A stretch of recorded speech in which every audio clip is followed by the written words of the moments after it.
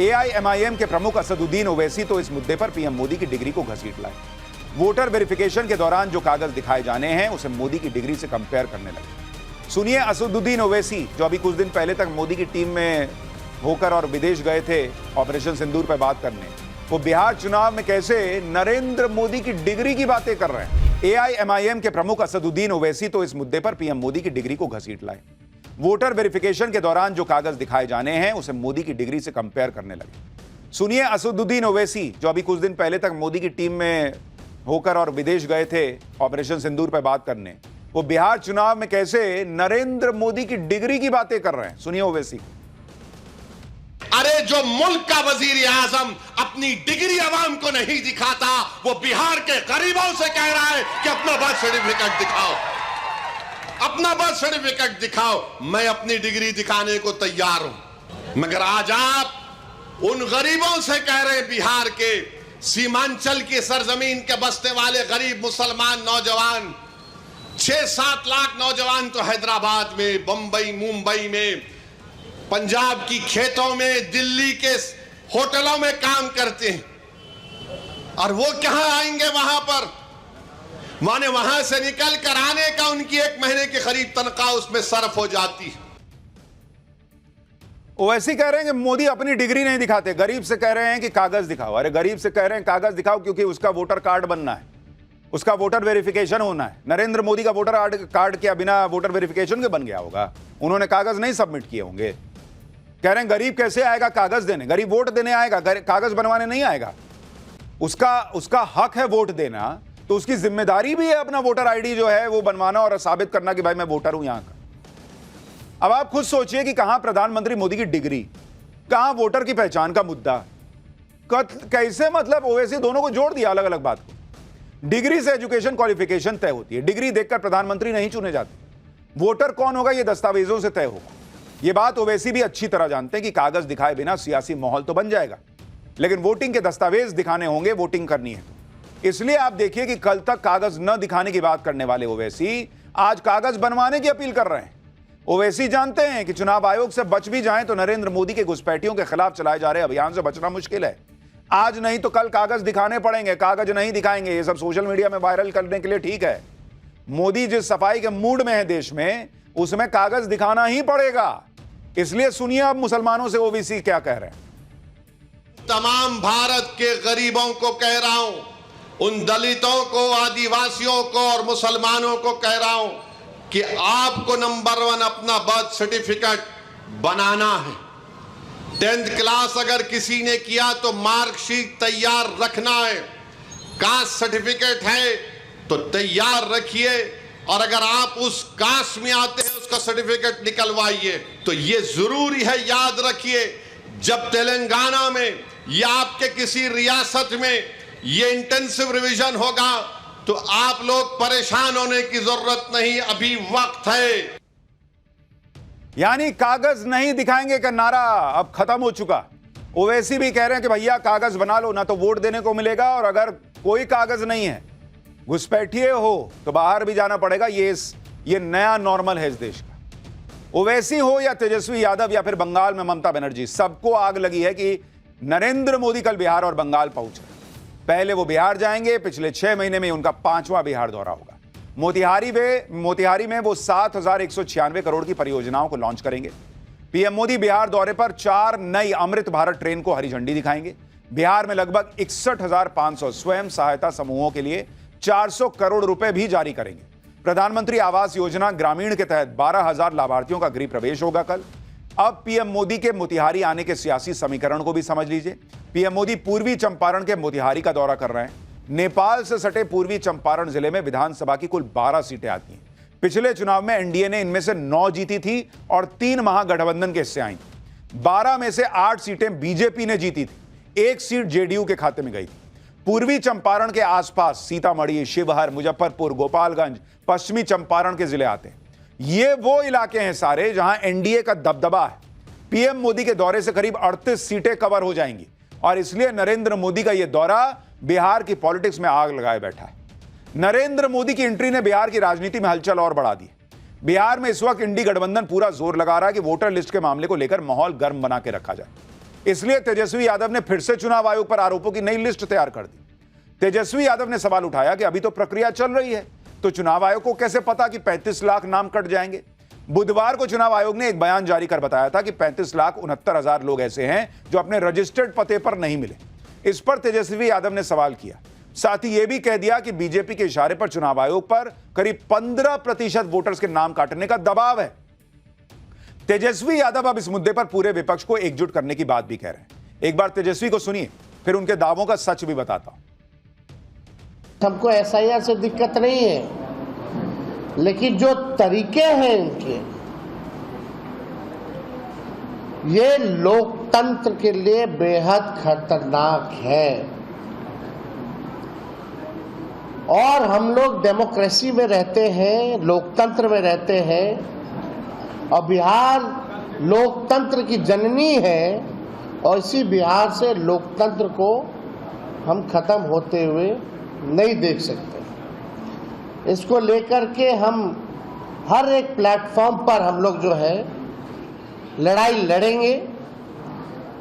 देश भर के जितने बड़े नेता हैं उन सबको भी हम चिट्ठी लिख रहे हैं, और 19 तारीख को दिल्ली में खड़गे साहब के यहाँ एक बड़ी बैठक इंडिया अलायंस की है, उसमें भी हम शामिल होंगे।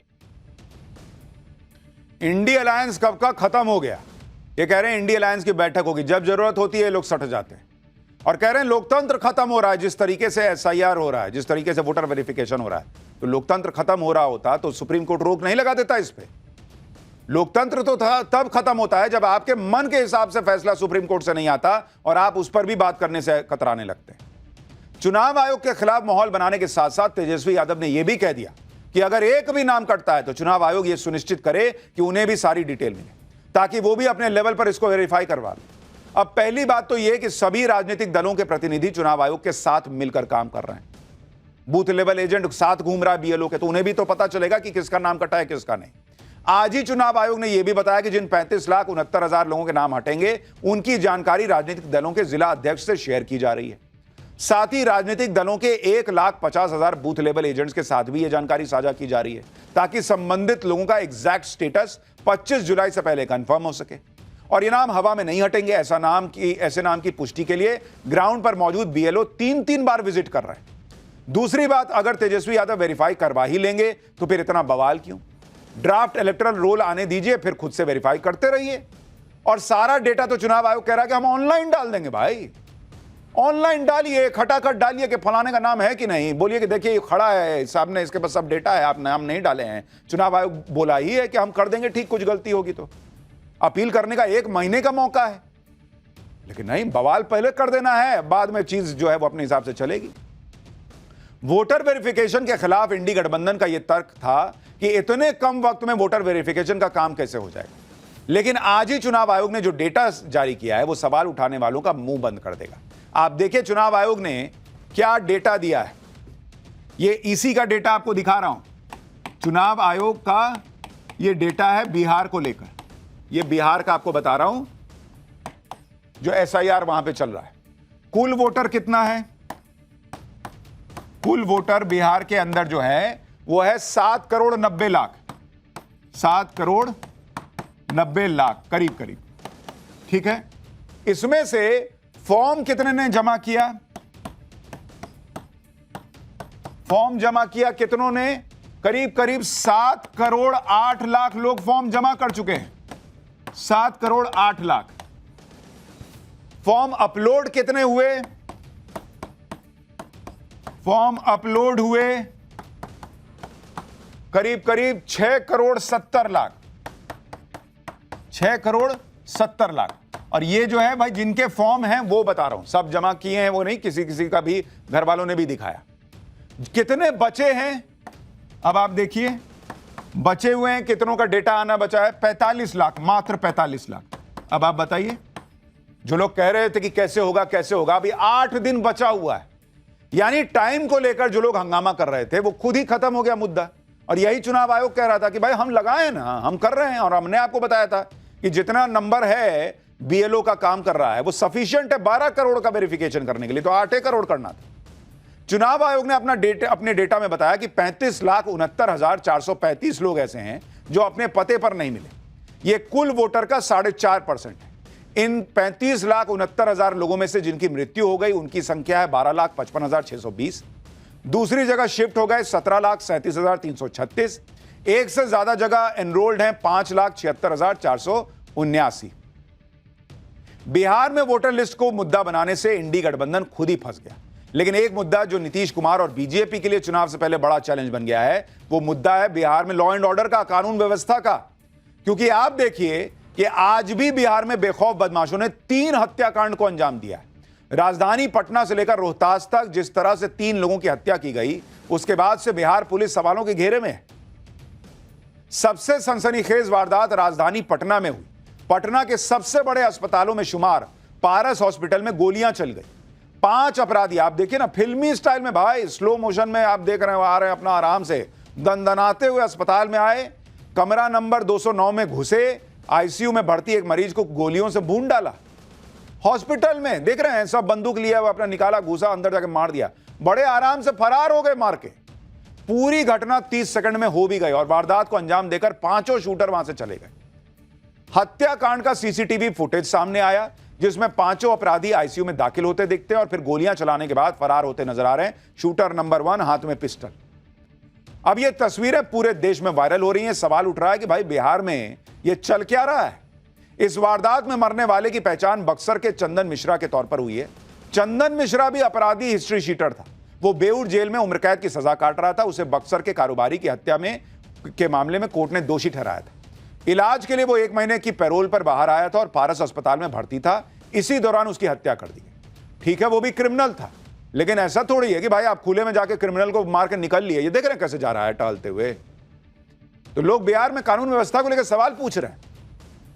बिहार में मर्डर पे मर्डर हो रहे हैं, ऊपर से लॉ एंड ऑर्डर पर बिहार के पुलिस अधिकारी ऐसे ऐसे बयान दे रहे हैं कि लोग माथा पीट लें। एडीजी कुंदन कृष्णन कहने लगे कि मई जून में ज्यादा मर्डर होते हैं क्योंकि ज्यादातर किसानों के पास कोई काम नहीं रहता। सुनिए एडीजी को। मई जून में ज़्यादा मर्डर होते आई है वर्षों से। अप्रैल मई जून, जब तक बरसात नहीं होती है ये सिलसिला जारी रहता है क्योंकि ज़्यादातर किसान को कोई काम नहीं रहता है। एक बरसात होने के बाद लोग, कृषक समाज के लोग व्यस्त हो जाते हैं और घटनाएं घटती है।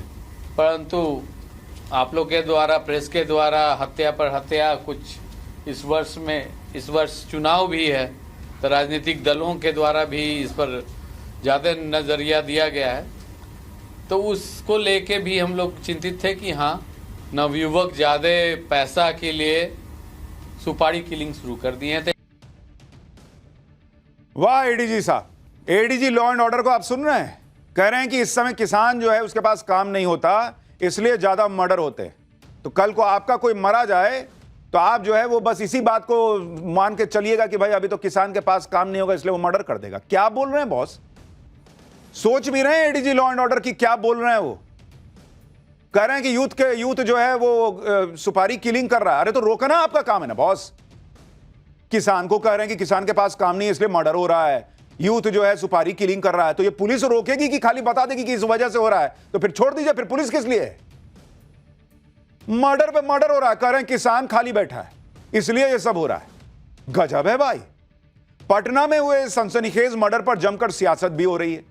पूर्णिया से निर्दलीय सांसद पप्पू यादव ने बिहार में राष्ट्रपति शासन लगाने की मांग कर दी। हत्याकांड के बाद पप्पू यादव पारस अस्पताल पहुंच गए। पप्पू यादव अस्पताल के अंदर जाना चाहते थे लेकिन पुलिस ने उन्हें बाहर ही रोक दिया।